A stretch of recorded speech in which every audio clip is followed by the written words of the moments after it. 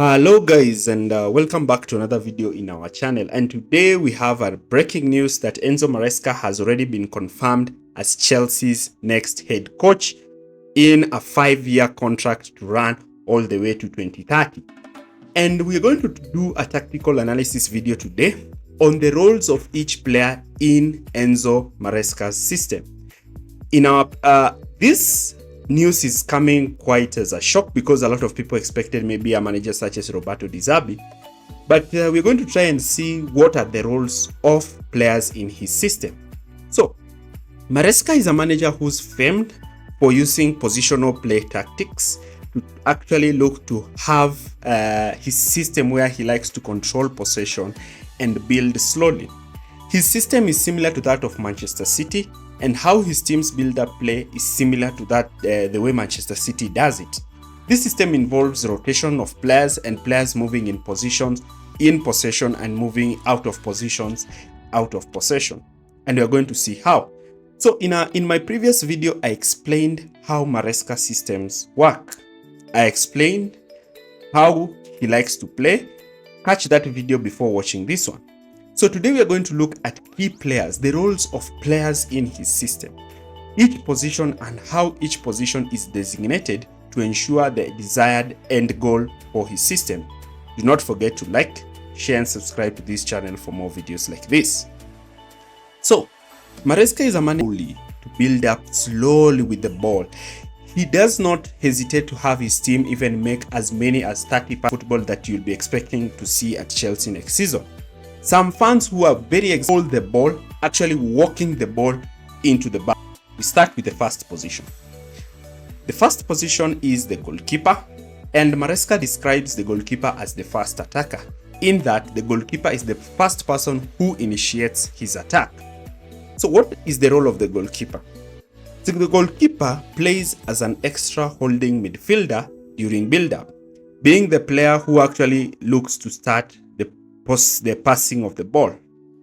His main aim is to look and try to find the two center backs, and sometimes his main aim is to create an angle in which the center backs can pass the ball or look to play a lofted pass to the fullback with regards to the position.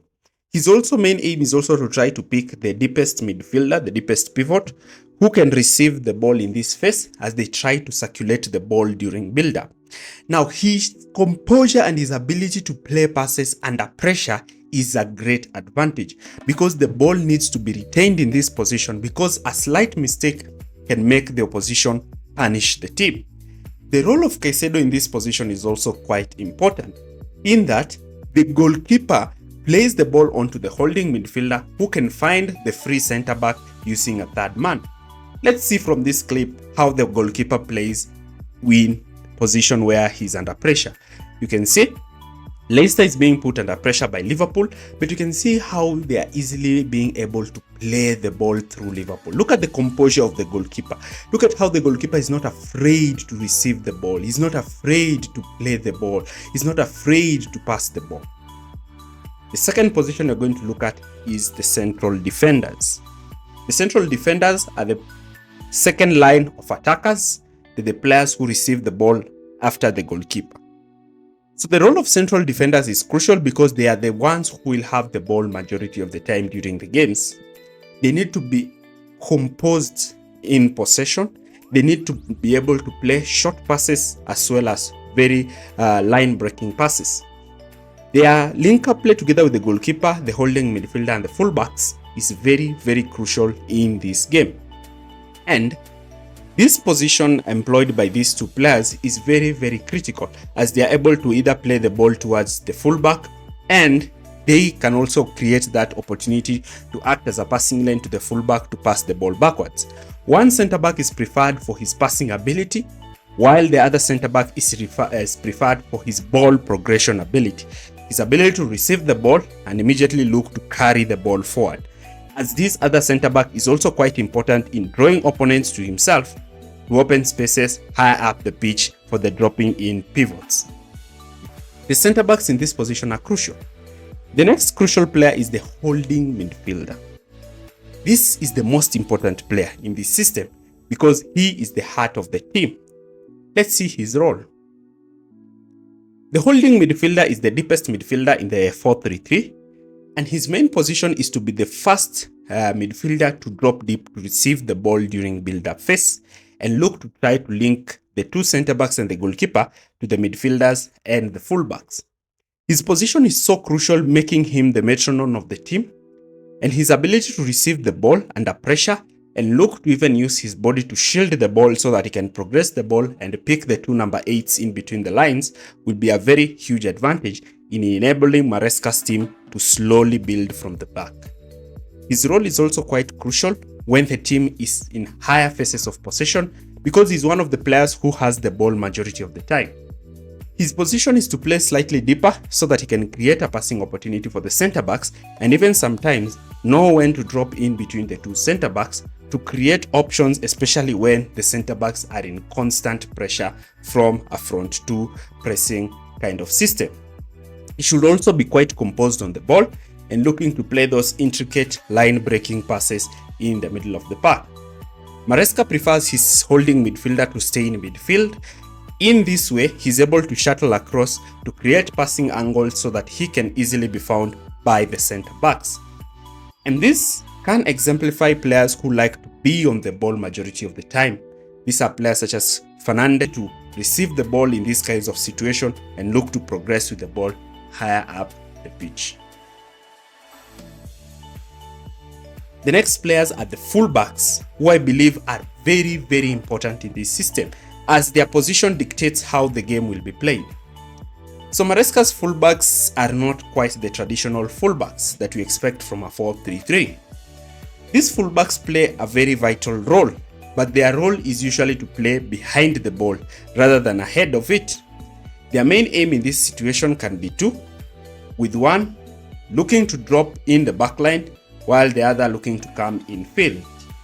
So the roles of his fullbacks are usually the inverted roles, and the inverted roles can alter with regards to whichever fullback is comfortable to play in whichever position, with one of them dropping in the backline to form a back three while the other one moving in midfield to form a double pivot. And this structure of having the three at the back gives them numerical advantages, especially when playing against a two. And the two midfielders can also give them that strength in midfield, as now they have defensive-minded players in build-up. This gives them a defensive, solid rest defense without the ball. From this structure, you can see the staggered position of one inverted fullback and one holding midfielder. And you can see also the position of the two dropping in number 8s who are in the half-space regions. But the structure, the 3-2 structure, is very important for Maresca, in that the two players should be good enough to play the ball between each other, and the fullback should also be quite aggressive when he's able to counter the press, and while the other should also be quite aggressive in covering the wide areas, especially if the team loses the ball. And this is the advantage of playing as a fullback in his system. Your job is eased. The next position is the number 10/8s, or what we call the two attacking midfielders. And the twin 10s is a very common football tactic because a lot of teams are employing the box midfield situation.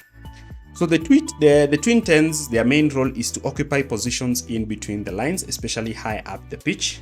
And they occupy positions where they create uncertainty for the fullback, the central midfielder, and the central defender.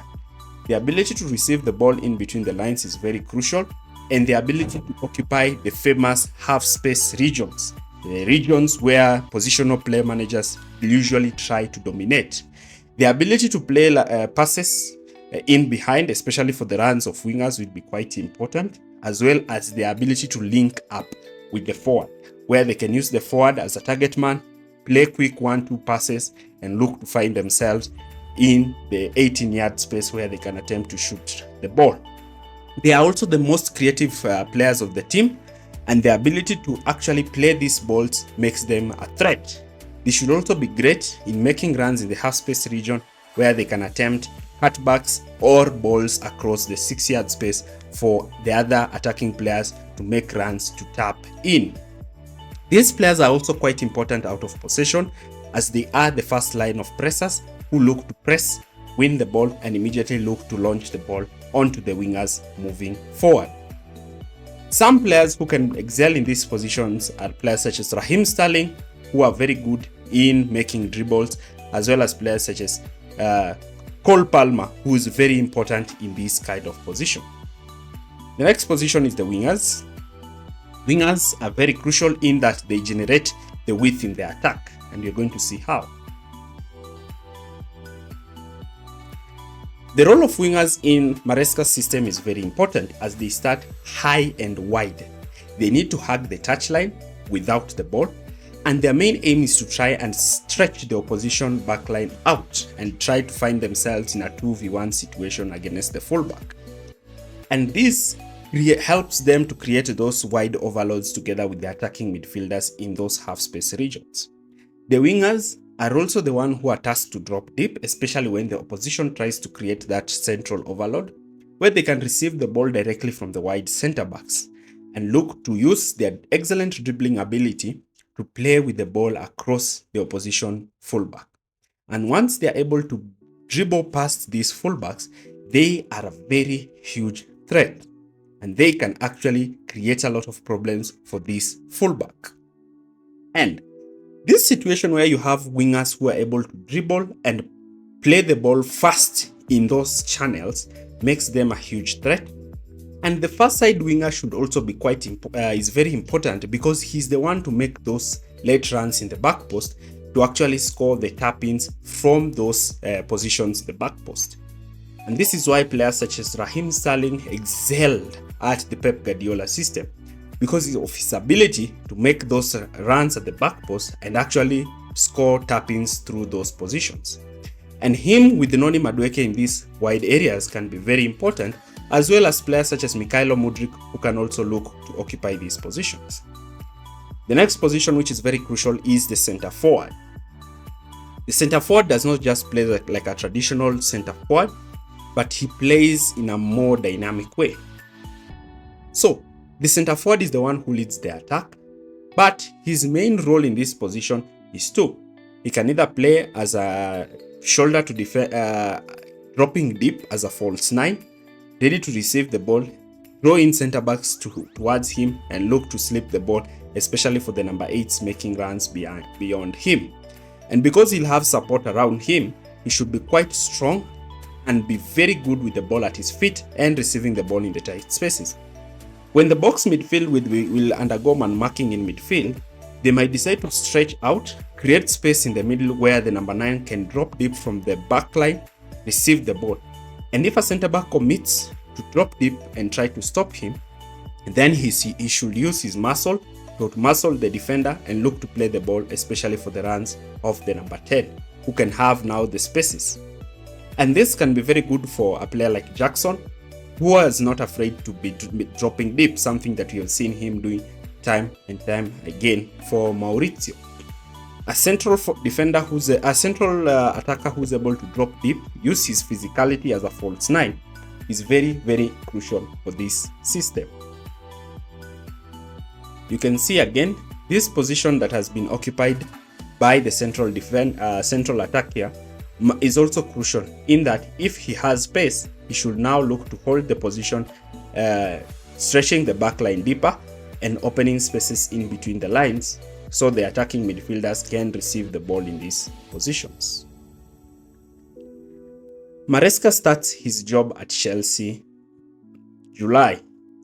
This is a manager who has been brought in with less experience, but he's a manager who wants to implement the positional play Guardiola philosophy at Chelsea. The question is, how long will it take for the team to play this? But Maresca's philosophy involves one key component, and that is possession. And the possession involves that players should be very, very well equipped to handle the ball, especially in positions where they will be under intense pressure. The goalkeepers, the center backs should not be afraid to play the ball from the back, and the attackers should not be afraid to make runs beyond, as this will be very crucial for them. The players also in these kinds of position should not be afraid to be receiving the ball, because their main aim is to stay with the ball as much as possible. The main aim of Maresca's system is to tire the opposition with the number of passes. Pass the ball, pass the ball, pass the ball to a position whereby the opponent is not able to even have the fun of playing the football, and actually creating frustration for the opponent before immediately punishing them. Something that we've seen Manchester City doing for long. The slow build-up structure also involves playing balls over the top, especially for runners who are making runs. And the main aim is to retain this ball through short, intricate passes, because he also does not want to play those long passes, because playing long passes can really make you lose the ball in critical zones of the pitch. The center backs, who will be having the ball majority of the time, should be very composed on the ball. And you can see here how Leicester City are easily playing through Liverpool, just making passes, passes, passes, passes. This is done by use of the rondo during training. And also another advantage of having Maresca is that because he likes to have his team hold on to the ball, he does not usually require his team to be very strong out of possession, especially like Maurizio Pochettino, who preferred the Gacon training method, which is actually rumored to have contributed to a lot of injury to players. But having a manager who emphasizes with possession-based football, he is more likely to make players not become so injured, because the players will be looking to just play possession football. And that is what we expect from Enzo Maresca's Chelsea. If you've enjoyed this video, do not forget to like, share, and subscribe. Thanks for watching.